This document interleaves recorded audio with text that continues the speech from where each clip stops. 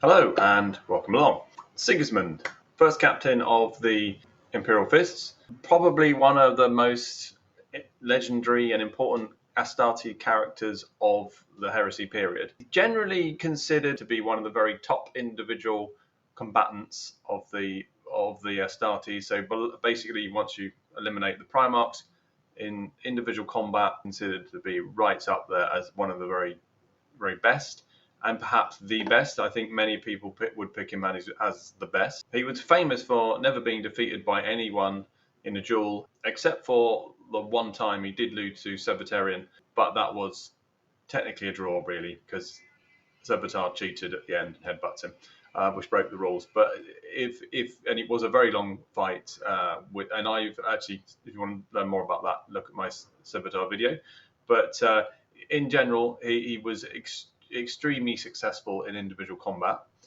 Now, who was he as a person? So he's quite an interesting character, I thought, because he's quite different to his Primarch.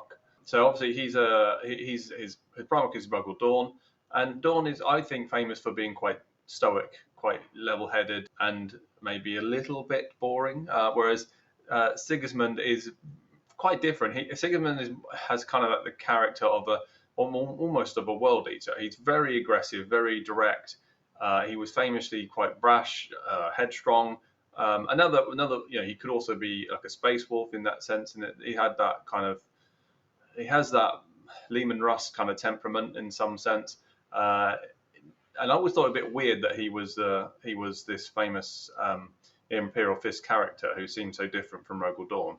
So during the pre-heresy period, he developed quite close links with Khan of the World Eaters. They considered themselves pretty closely bonded. I think they called themselves Oath Brothers. So there's quite a close relationship between them. They had quite a strong mutual respect, probably driven from their incredible individual combat skills. Unlike Khan, Sigismund actually took to the fighting pits of the World Eaters with great enthusiasm, whereas Khan actually, strangely enough, was one of the less enthusiastic practitioners amongst the World Eaters, and actually preferred to keep his fighting for real combat in the battlefield. Sigismund does seem to be at least enthusiastic about dueling, and perhaps because it was a great test of his skill and it was important to him, or maybe he actually enjoyed it. It's hard to tell if it was fun, because I don't think he doesn't come across as a character, as a person who has fun as such, but he certainly did it a lot. Sigismund was also one of the first people to learn of the heresy. He was on a ship with Dawn that met the Eisenstein, which was the ship which some of the survivors made it back to Terra on to warn the Imperium of the treachery had occurred. And he met that ship and boarded it, and was then told, he was there at the time that Dawn was told what had happened. And like Dawn, he found it extremely difficult to believe at first, and was quite angry, essentially. They both were just driven to enormous anger by even the idea that this could have happened. But eventually, obviously, they were persuaded that this was true. And he was given the task by Dawn to lead a retribution fleet to essentially, well, although they called it retribution fleet, its main task was supposed to be to kind of find out what's actually going on and help any survivors. Now, this would have been an extremely important task. So he was the second most important person in the Legion after Dawn, and as a first captain, it would be normal for him to take on this task. However, he didn't take on the task, and he decided to stay with Dawn. Now, Dawn didn't question this, so that shows an enormous amount of trust that he had in him at the time, and that he just said, okay, if you don't think this is the right thing to do, I'll send someone else instead. But the reason he decides not to go is because he was actually shown a vision by Euphrates Kila, who's one of the first saints of the Imperium. She wasn't obviously known as a saint at this time, but she would come to be known as that, and she exhibited those supernatural abilities of a saint. And she had these visions, and she came on the ship on the Eisenstein. She was there at that meeting. She showed Sigismund a vision of his death if he went on this mission and didn't stay by Dawn's side, and the alternative of staying with Dawn, and that Dawn would need him at some point, and that it was important to the future of the Imperium that he would stay. Although neither futures were particularly good futures, it was the lesser of two evils was for him to stay. So Sigismund seems to have had generally quite a pessimistic view on the future of the Imperium anyway before this. So even before the heresy, he thought that the future really was once they'd won the Great Crusade, they would just spend their lives fighting to keep it together.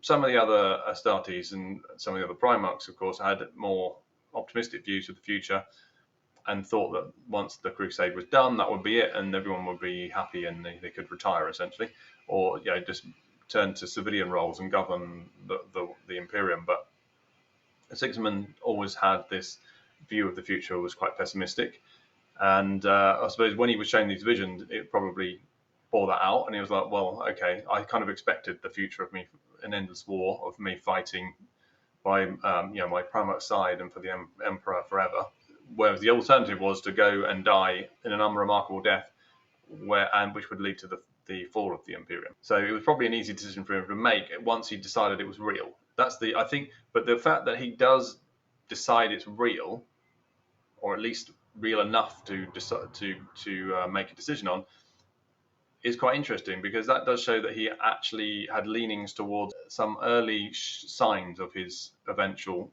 faith in the Emperor as a god, and the imperial faith that would develop over time. Because most people, when they heard about these kind of ideas, were extremely dismissive and would be instantly rule them out as a trustworthy witness, particularly those members of the legions who were particularly strongly against this. Although it did slowly spread amongst the legions, of course. Now, eventually, of course, we know that he will become a very deep believer in the Emperor as a god, and founds his own chapter at the Second Founding, who are probably one of the most devoted religious chapters of all in the Black Templars. So later, Dawn would find out, basically Sigismund was all felt a lot of guilt from keeping his reasons for staying behind to himself and not telling Dawn. So he told Dawn eventually, and Dawn is basically very upset, I think is a fair way of putting it, and finds it essentially unbelievable that Sigismund would do this, and he considers it just superstition really, and pride in himself. So the fact that he thinks that he could influence events so much is a sign of pride, and the fact that he even believes someone giving him a vision is obviously a sign of superstition. This goes against Dawn's principles, really. So it does damage the relationship between Sigismund and Dawn. And although Sigismund stays on as first captain of the Imperial Fists, he is disowned as a son of Dawn, essentially, at that point.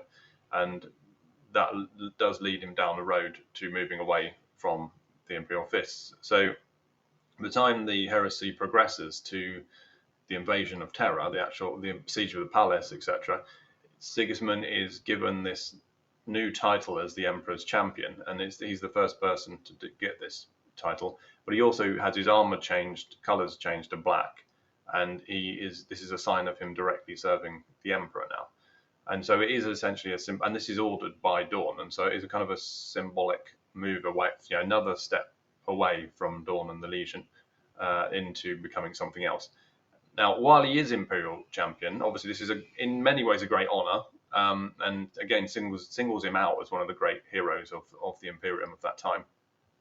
He then proceeds to fight and kill many Chaos champions and anybody else who gets in his way, and perhaps most remarkably amongst them, Khan Betrayer, his former friend, and one of the great individual combatants on the traitor side.